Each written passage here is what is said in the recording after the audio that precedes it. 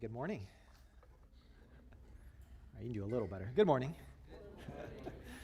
Okay, my name's Jeff, one of the pastors here, and as we are, back to Youth Kairos for now.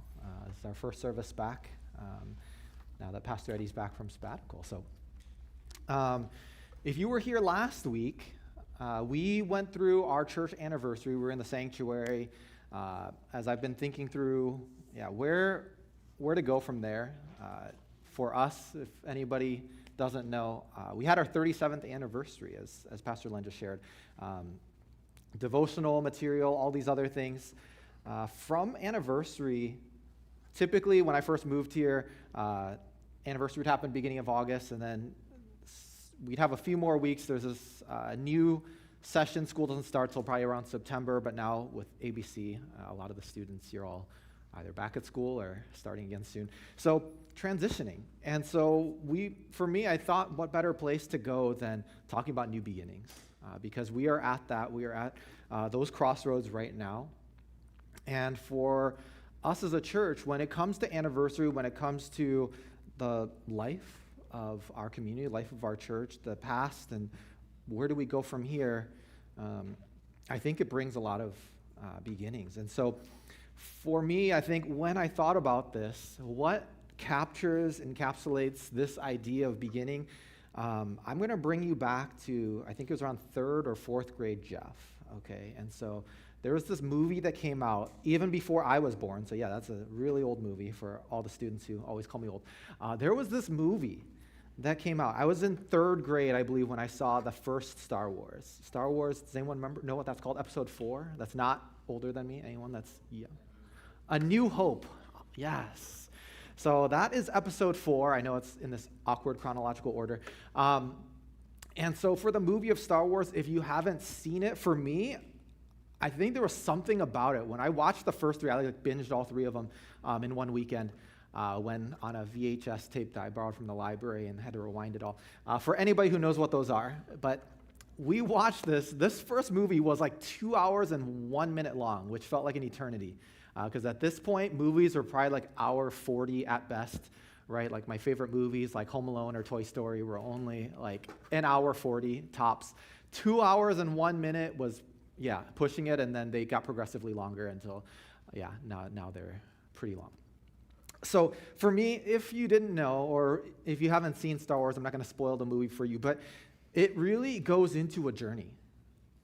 And when I think about myself, little elementary school Jeff, when I watched this movie, I was like, the graphics look pretty terrible. That first one, if you've seen A New Hope, it's like all desert wasteland. It's probably like plastic soldiers, if you've seen the stormtroopers. And then if you've seen the one recently, you're like, wow, the CGI, you could probably see like sweat beads on the people and each intricate thing. But I guess when they made it, I think this came out in 76, 77, so 67. Anyways, I promised some of the youth I would do that. I throw that in there. So for those, technology for movies and cinematics were not as great. Okay, it was a lot worse. But it was half of it took place in the desert, and then you see it looks like someone put their model, space set out there, and that's how it was filmed. But as you go through, even with those puny graphics, something about it for me, I was like, something about outer space, this journey, these travels. I thought about, this is the start of, I feel like my enjoyment of movie cinema is one of the first few movies that I was like, I'm going to follow this series and see where it goes. And then 30 years later, they're still making series on Disney Plus for all the side stories and monopolizing all that. So, but we have a crazy world of the Star Wars, Lucasfilms storyline. And so for me, when I thought about what was a new beginning for me, I thought about when I first started enjoying movies.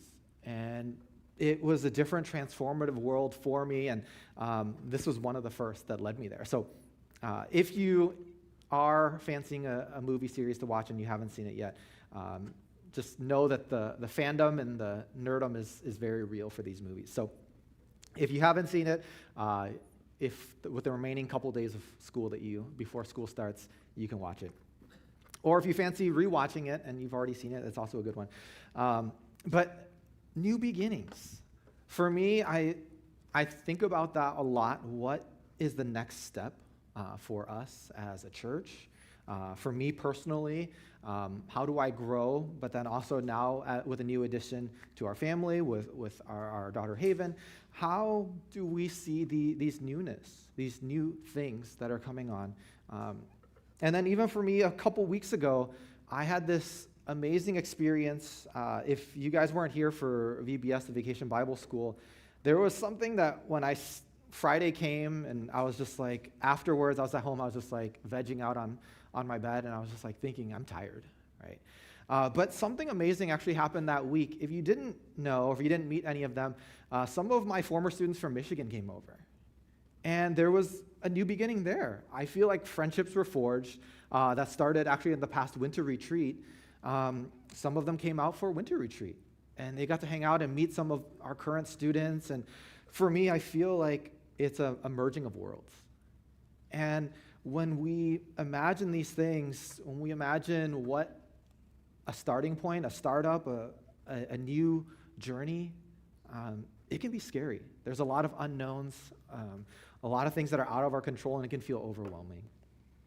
But I think when I really take a step back and look, the Lord has really provided a lot of new beginnings. And I want us, for those of you who are students, who are starting a fresh new year, that hopefully you can come in with a little bit of excitement and anticipation. And even if there's a little bit of anxiety and fear, you'd be able to go through without that fear of maybe feeling of being overwhelmed or consumed. But a few individuals I actually just wanted to share too. There are actually some famous people that, if you didn't know their stories, there are some people who most of you probably know in this room, whether by name, I don't know if you'll know their face, but when they had the opportunity to do something new, they've actually failed many times. And so, first one, does anyone know who that is? That is J.K. Rowling, yes, the author of Harry Potter, the Harry Potter series. She was struggling to make ends meet even before taking care of her family, before she became a famous author. Just traveling around in coffee shops, doing all these things and living paycheck to paycheck. But eventually she found her way. She didn't give up on writing this book series, and now she is, probably known by all across the world. Probably, I don't know that many people who are unaware of who she is. But next one. Any musicians in the room know who that is? That is Ludwig Beethoven. Yes, that is correct. So Beethoven, as a kid, his music instructor said he is probably going to fail and he's an idiot. He does not know how to read music. And look what he has become, a famous composer, and some of the pieces that many of you hated learning in your ensemble classes. But again, people who didn't give up continued being passionate for what was driving them. Some would say this guy is the GOAT, Michael Jordan. He was cut from his high school basketball team. I'm not going to have anybody, if you were cut from, no, I'm not going to put anybody on the spot. But some of us, we put so much effort into our sports clubs and teams, and we're like, we have to make it, right? I'm like, oh, I love this so much, and then we get cut, and we're like, oh, that's the end of the dream, right? It's over. But someone like Michael Jordan, highly considered the greatest of all time. But someone say boo. Anyways, he didn't give up, and he actually found his way out of North Carolina and then into the NBA to being a champion, right? And then last one, anyone know who that is? Okay. Yes, this is Walt Disney, okay? Someone who believed in his animations. His first company actually filed for bankruptcy and failed. It didn't go too well. No one was going to take him up on any ideas or new plans, but eventually he founded Disney, and what many of you know today to basically be the leading industry of anything that is in the animation world. So a few of these characters, a few of these people, I just want to share with you to highlight just knowing that we probably only recognize them from their current fame. but they had a origin, a beginning story that may not have always been what we would imagine. Or you would think, oh yeah, they found success as soon as they had this great idea, right? Or they must have been these geniuses that once they came into the picture, everything flourished for them, right? But that's not the case. And so for us, I hope that can give us a little bit of relief too, or that could give us hope as we may be stepping into a new season or a new journey. Okay, so whether you are starting school, whether you're starting a new job, whether you are determining whether to do something completely different in the direction of what you're doing now, there are these new beginnings. But in the life of the church, I also want to hope that we can do something new and fresh. A few weeks ago, I teased this story. There was a story, one of my favorite characters in the Bible, Joseph. I'm going to go through a brief summary of his life, but just some things I want to take for us. I think when I consider new beginnings, I think about Joseph. I think about someone who's gone through many ups and downs, many challenges in his life.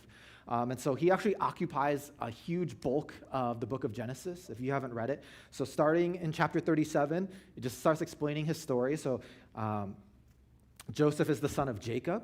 Jacob is one of the forefathers he's named Israel. He's given a new name by God. He's the son of Isaac, who is the son of Abraham. So if you follow all these Bible 101 or your Bible Bee genealogy, Joseph was one of two sons of Jacob and Rachel. Rachel was the favored, preferred wife by Jacob. I know favoritism is not great, but in the Bible you see a lot of it and how families get torn apart because of it.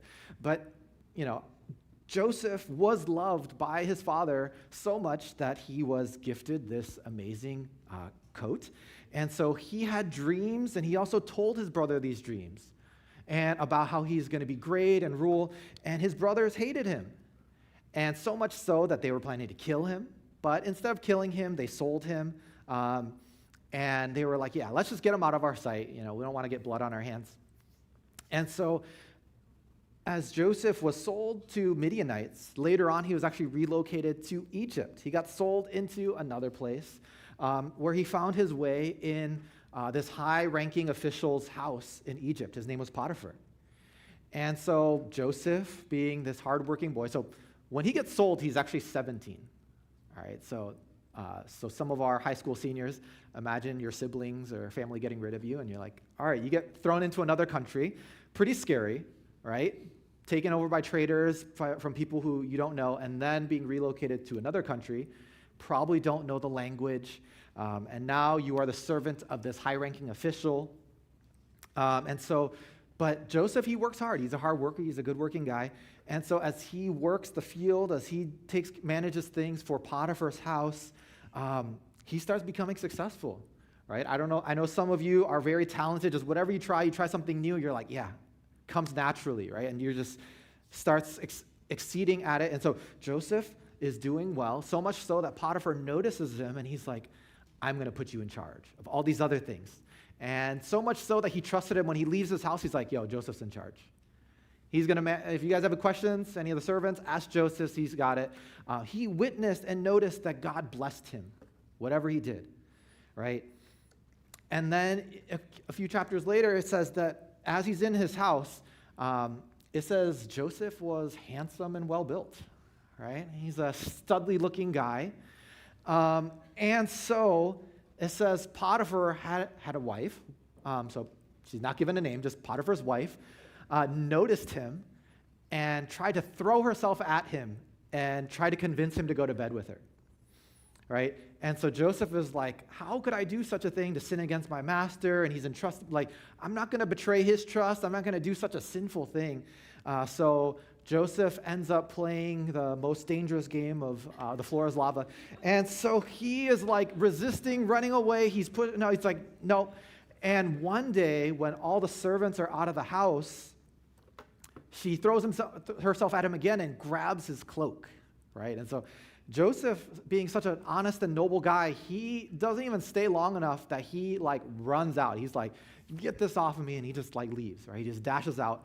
And so he leaves his cloak behind, and he's like, I'm not going to engage in any of this sinful behavior. But Potiphar's wife, being the very honest person that she is, was like, when Potiphar comes home, she's like, look at this cloak. This is what your servant tried to do. He tried to seduce me, and she frames him. And so Joseph gets imprisoned and thrown in jail, and he's there for quite a while. So it skips forward, and do you know how long he's in prison before the next thing that we read about Joseph? He's in there for 11 years. 11 years. Not 6, not 7 years, 11 years, okay? 11 years. So that's a whole 6th grader, I think, right? Are any of my 7th graders 11? No? A very young 7th. That's, I think, a whole 6th grader, entire lifespan, just in prison. And not even for something that he did. He was trying to be like a genuine good guy, right? He was like, I can't do this. This is a terrible thing. And he gets imprisoned for it. And so after that, what happens is he starts succeeding in prison. The prison warden's like, all right, I need some people to do things around the prison. Joseph starts building his credibility again. He starts succeeding, and the warden entrusts him to watch over the jail. And so much so that now 2 years pass where he's in total 13 years, right? This is already more than a 7th grader now. He's in jail, and 2 new inmates come that are distressed from the kingdom, right? So he's in Egypt, so from the king's court, from the Pharaoh's palace, this cupbearer and baker come, and they're like, distressed. And they're like, we had this terrible dream that nobody can understand. And so Joseph's like, tell me your dreams. I will tell you what it means. And so he ends up explaining it for them. And he goes through it and he tells them, and he's like, yeah, but when these things come to pass, just remember me. Remember me when you go back up to Pharaoh's palace. Obviously, they forget him. In much of Joseph's life, right? Forgotten, abandoned, framed, right? Pretty terrible things. And I think even just pausing right there, for me, I don't know if you were in this situation. First off, your family hates you, or your siblings hate you, and first they tried to kill you and then got rid of you. And then you're jumping around from house to house and being a servant here. Then you get, every time you start seeming to do a little well, you get framed or you get arrested or something bad happens. And you're just like, how long? Right? God, how long do I have to stay here? Right? I don't know if you feel like you may be in that right now in your life. You may feel like you're in this constant drag, this constant grind, and you're like, there's nothing new. There's no new beginning. There's nothing here waiting for me. And I think as I was just reading through this story, I was just reminded this passage in Romans 5. And it just says, and not only so, we also glory in our sufferings, because we know that suffering produces perseverance, character, and character, hope. As we endure, as we go through these struggles, these challenges, we endure a lot. I don't know if you may feel like as a churchgoer, or as a believer, as a follower of Jesus, you're like, I'm not allowed to acknowledge my suffering or the pain that I go through. But when we acknowledge that, it's okay, right? We go through hardships, we go through struggles. And when we do, we can also glory in that, knowing that when you fight through it, when you continue on, when you persevere, right, you endure it and you keep trying, you never give up, that builds your character. That builds your personality. That builds your traits, your attributes, and ultimately leads to hope. I always have this phrase when people go through something kind of tough, I'm like, it builds character, right? And I think that's true. It's absolutely true. When someone is struggling, when someone's going through things, it is building your character. Because the fact that you don't give up, you continue to endure it, I feel like it shows that you're willing to take it on. And because anyone, I think at any point, could just give up and they're like, just end my suffering. Right? But as we persevere, right, it ultimately leads to a hope that only comes from the Lord.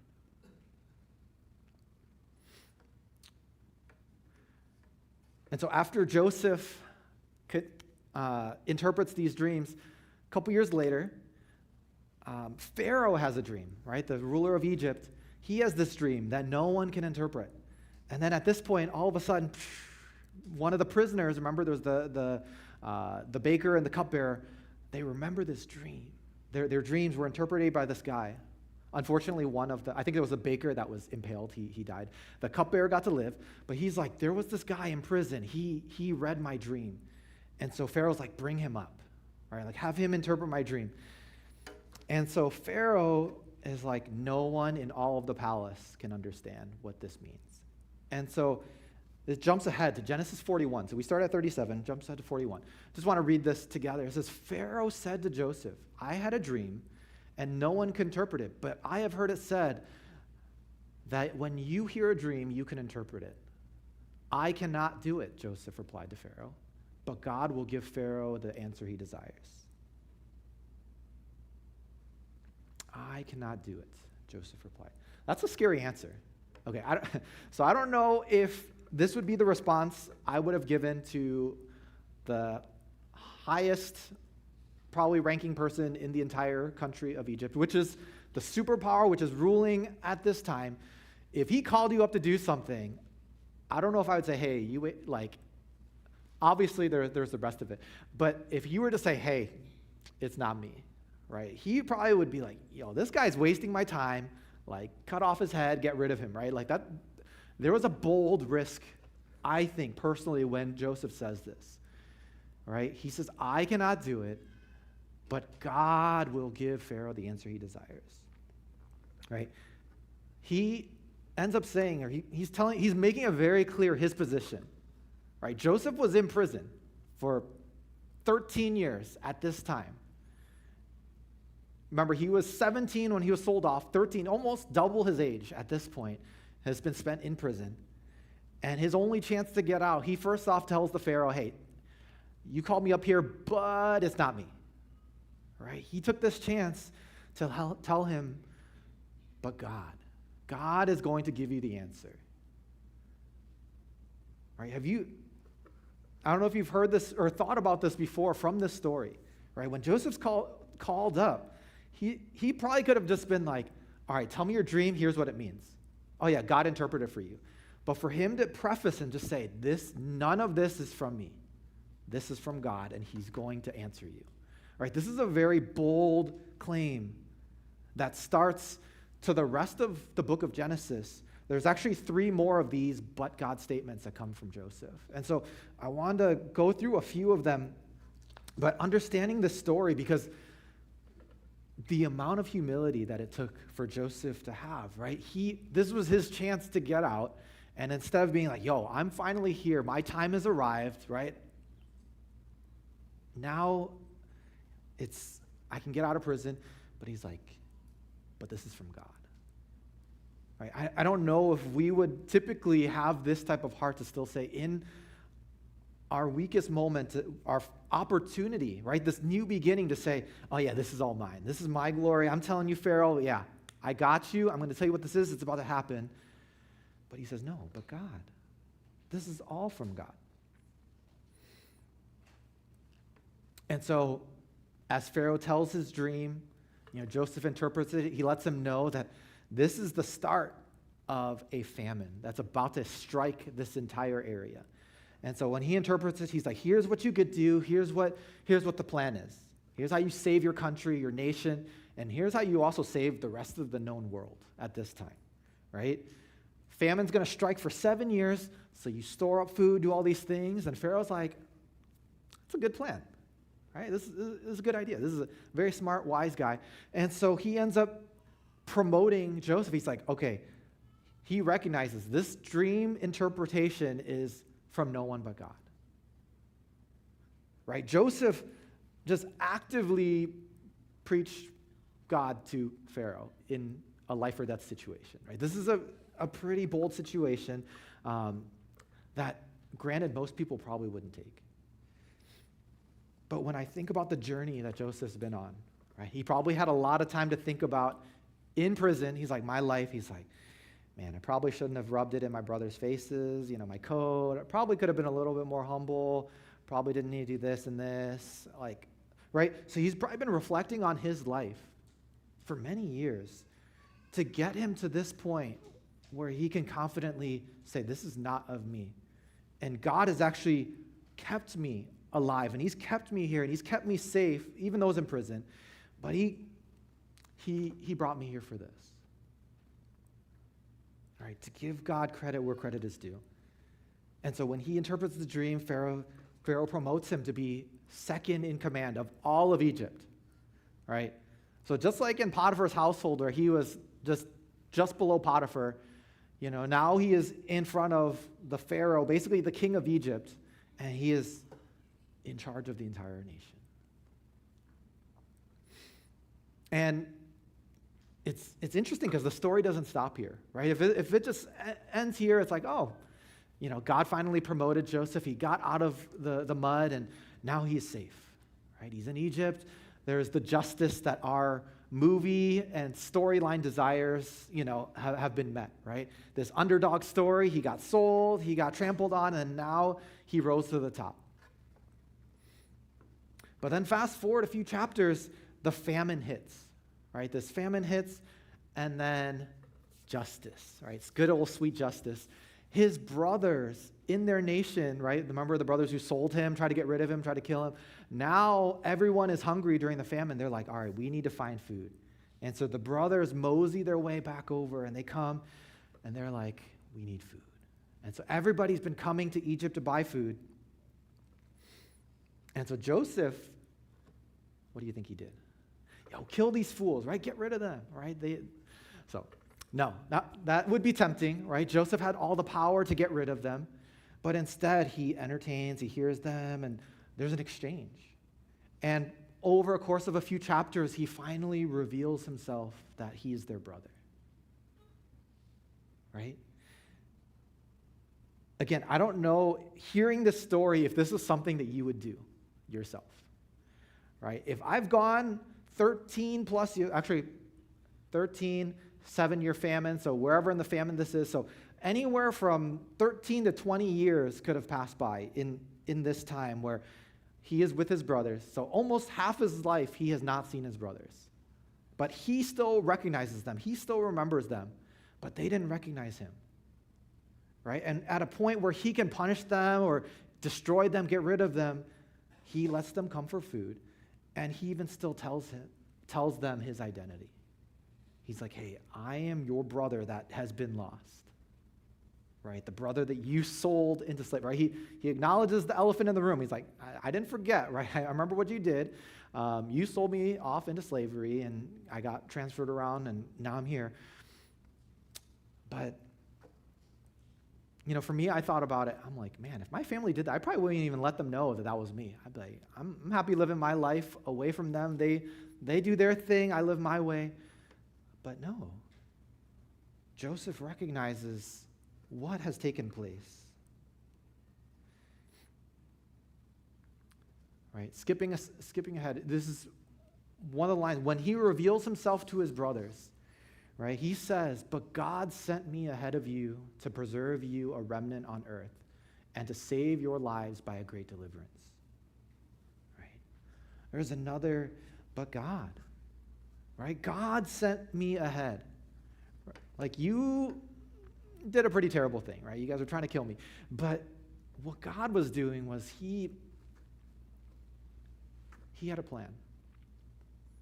And it's to save our people, right? There was recognition of what Joseph had done, where he was, and what God was grooming him to do.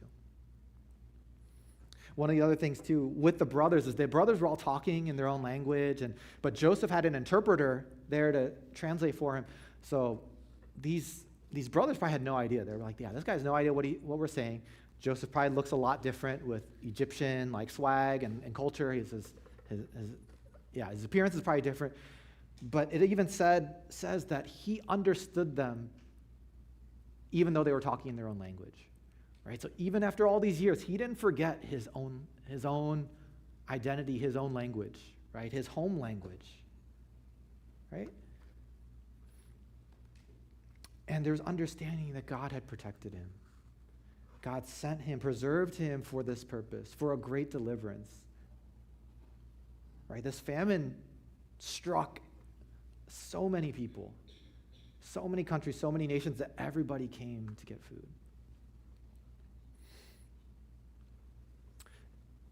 And then he continues on the next verse. He says, "But so then it was not you who sent me here, but God. He made me a father to Pharaoh, Lord of his entire household, and the ruler of all Egypt." Right? But God. So just in these two verses, he recognizes that, yes, God sent me earlier. And then the second one, he also takes the blame off of the brothers right here. Right? He says, it wasn't you through your ill intent, your maliciousness that had done this. No, it was God. Right? God prepared for me to be father to Pharaoh. Not like a literal father, but he's helping him oversee, take care of, manage all of these things. Right? What Pharaoh owns, the king of Egypt, and to rule.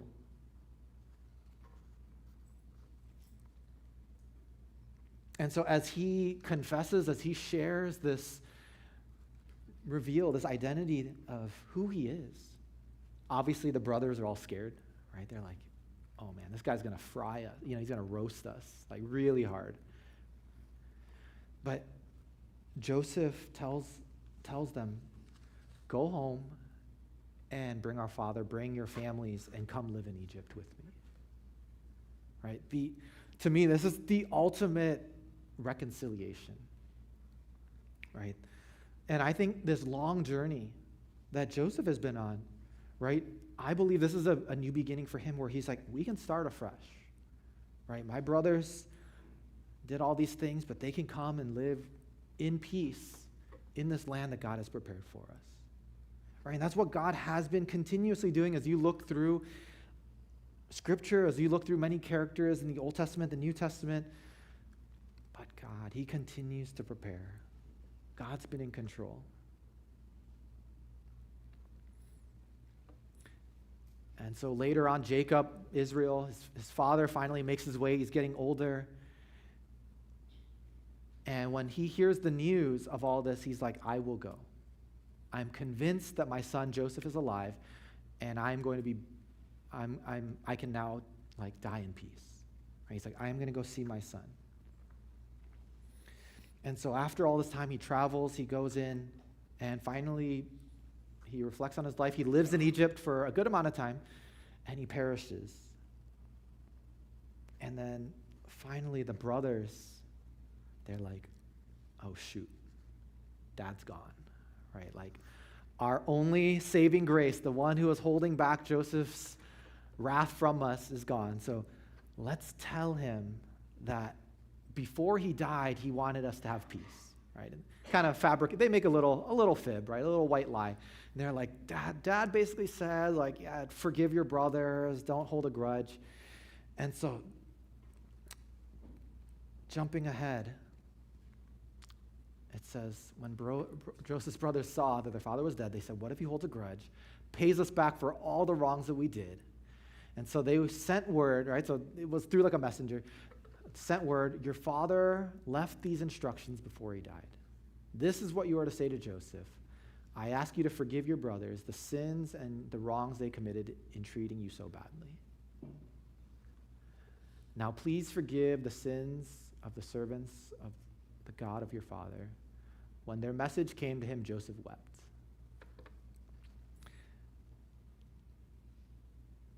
I don't know if you guys have any friends or siblings that you can just tell when they're lying, they're really terrible liars. But I feel like this is probably one of those things where Joseph's reading this, he's like, this is the worst written lie and note I've ever seen, right? That's what I would imagine. Because I'm like, dude, Dad would not write this, right? This makes no sense, okay? So when he read this, it says he wept, right? And I just want you to put yourself in his shoes for just a second, thinking, after all of this time, when you've clearly expressed to your brothers, you've forgiven them, you've saved them, you've brought them over to Egypt, now they're still worried that you're going to kill them and all these things, and you're like, what is it going to take, right, for them to understand that I don't hold this against them? right? But they were so fixated on the past, right? They were so fixated on the old, they weren't looking at a new beginning or a new relationship with their brother, right? They were so focused that Joseph's totally going to kill us, right? Like, I mean, we can't blame him either, right? But verse 18, he says, his brothers then came and threw themselves down before him and said, we are your slaves, they said. Right? They were certain. They're like, there's no way he's going to let us live. But Joseph said to them, don't be afraid. Am I in the place of God? You intended to harm me, but God intended it for good, to accomplish what is now being done, the saving of many lives. I don't know how many times Joseph needs to repeat himself, but he continues to remind them graciously, I'm not in God's place. If God chose to punish you, he'll find his way to punish you, do whatever, but it's not coming from me, right? It's not going to be on this side. Like, we're good. One of the famous lines, verse 20 says, you intended to harm me, but God intended it for good, to accomplish what is now being done, the saving of many lives. There's this perspective shift, right? When people want to hurt us, to harm us, we can't control their intentions, we can't control their actions. But God, as he protects and allows us to persevere, allows us to endure and work through it, Joseph's perspective is that it's for good. Doesn't mean that it was okay, right? It's not saying, okay, go sell your siblings out to slavery and do all these things, but it is recognition of what God is trying to accomplish through him or through you or through me. There are things that we have endured, things that we have gone through, hardships, challenges that maybe nobody else knows. But is God intending it for good and to accomplish something maybe even now? And in doing so, you can save the life of someone else.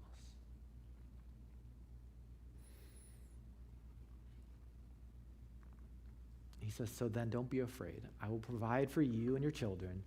And he reassured them and spoke kindly to them, right? He's not getting impatient. He's like, but he just keeps telling them, right? Reassures them. I'm going to take care of you and your children, right? Your children aren't going to live in your wrongdoings against me.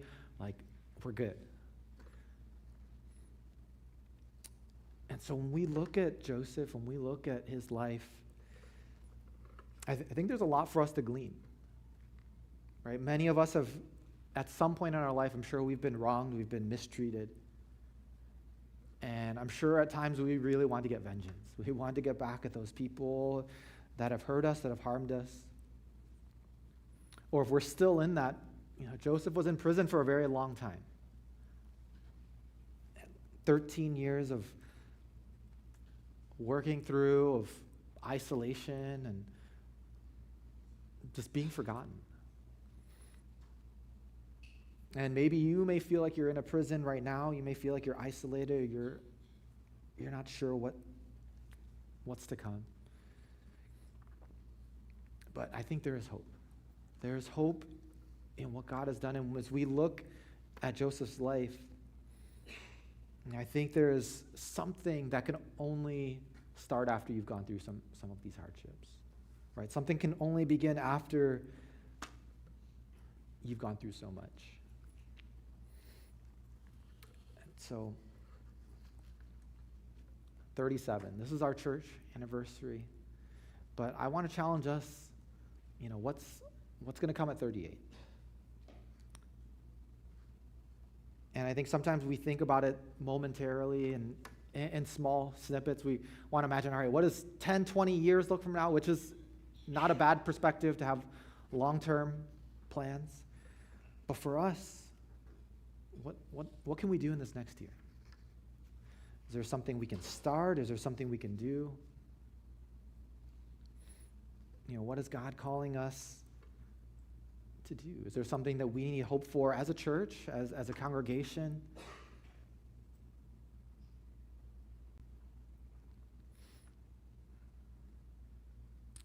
Some of us, as you're starting school, as some of us starting new work, some of us going abroad, some of us starting some new decision, something that's happening. It can be scary. And we may need hope for those things, right? And it could be our junior year, it could be our senior year, and we're like, oh, so much to do, I have nothing lined up yet, and have to figure it out. But where's God? Right? Where is God in the midst of it? Right? My challenge is for us to just not give up. Right? 38 is hard to come by. Right? If 38 for a church is a long time. And the hope is that the church will continue to grow in the midst of that. And I think it starts here. So a few nuggets to take away from Joseph. Joseph's life.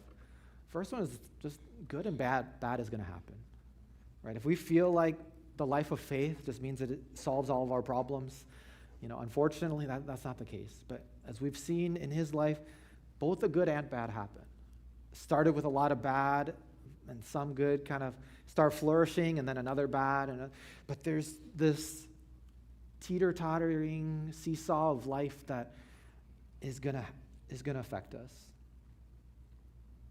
In your life journey from start to finish, sometimes you may have experienced a lot of hardships earlier on in life. Some of you, life could have been smooth sailing, and some things are coming later, but just know that it's not to be unexpected. Okay, that you're not alone in this, you're not doing something wrong. It's just a fact of life that there is going to be good and bad. Second was, you may be forgotten in what you do, right? Joseph helped those two in prison, and he gave them their dream, interpreted their dream, and it took another 2 years for someone to even remember. He was just rotting in prison and all of that. Right? We didn't even hear what happened those first 11 years, right? Like, what was it, just scrubbing toilets? What was he doing? And we don't know, right? But very mundane things that can be seemingly forgotten. And so in that, my challenge is just that we don't make it about us. Sometimes it could be, all right, I want the glory. I want to be remembered for this. I want to be known for this.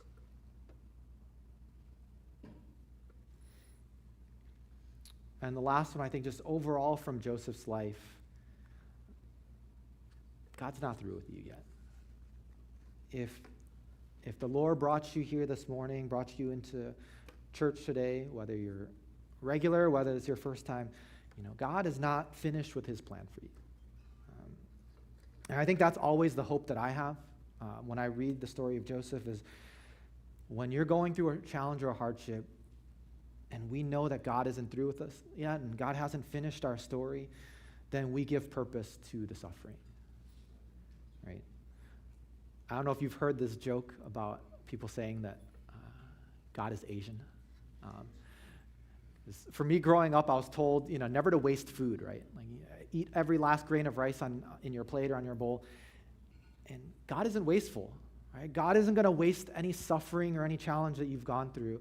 And so the fact that God is still working in you and he's not through with you means that he's not going to waste a single tear, a single hardship, a single challenge that you've gone through. Sorry, God's not actually Asian, but he created Asians. So, and then just a few goals if you want to challenge yourself.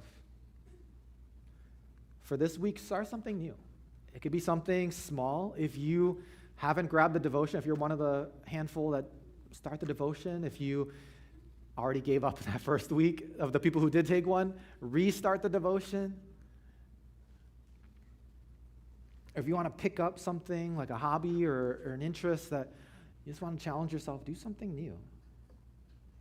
Right? With the new school year, wherever you are, make some new friends, talk to some new people. Do it with intentionality, do it with care. Next one, serve someone this week. Right? Joseph served those prisoners. He asked them to remember him, but he didn't say, you owe me a favor, right? He just remember me. And so when we serve someone, if we serve someone, do it without expectation. Don't start taking notes and tabs and be like, all right, I helped this person, so when I need something, I'm gonna ask them first, right? They're gonna pay me back, right? So just simply give glory to God that you were able to bless someone, you were able to give a random act of kindness. I don't know if the younger folk here will remember, but earlier on, there was, I think years ago, there was these like viral videos of the random act of kindness. Have you guys seen those? Where it's like the pay it forward. You do something nice for someone else, and it like ripple effects into like all these other people doing things. Just when you serve someone, just do it with the intention to love someone. Right? No expectation, but knowing that it can also help brighten someone else's day. And then the last one is identify a but God moment in your life. Right? There could be something that you're really struggling with, something that you have no control over. You could be praying for something for the last 10 years or for a long time, and it doesn't seem like it's being heard, but God, right? What is God doing in that moment? What is God doing right now? Is there something that we can be doing to exercise our faith, right? That we're trusting God. So if you want to challenge yourself this week, you can take one, take all three, invent your own. But I hope as we look through, as we start this next season, this new beginning for a lot of us in this time in our church, that we can remember what God has already done in our time, but what he'll continue to do in and through us. So, let's stand. We'll pray together and have the worship team come up. God, we thank you for your goodness to us, or we thank you that you are a God of hope. You're a God of new beginnings, and you give us opportunity to draw closer to you. And Lord, as our church prepares for this next year, as we prepare for 38, as you prepare us to start new work, new school, new places, new opportunities, Lord, would you also give us the courage, the boldness to step into it with the heart and the mind that you are with us. And God, for whatever challenges and struggles we're going through too, Lord, I pray that we wouldn't diminish what it is, but we can also say, but God, you are still working. And you are not finished. You are not through with us yet. And so, Lord, would you guide us? Would you lead us?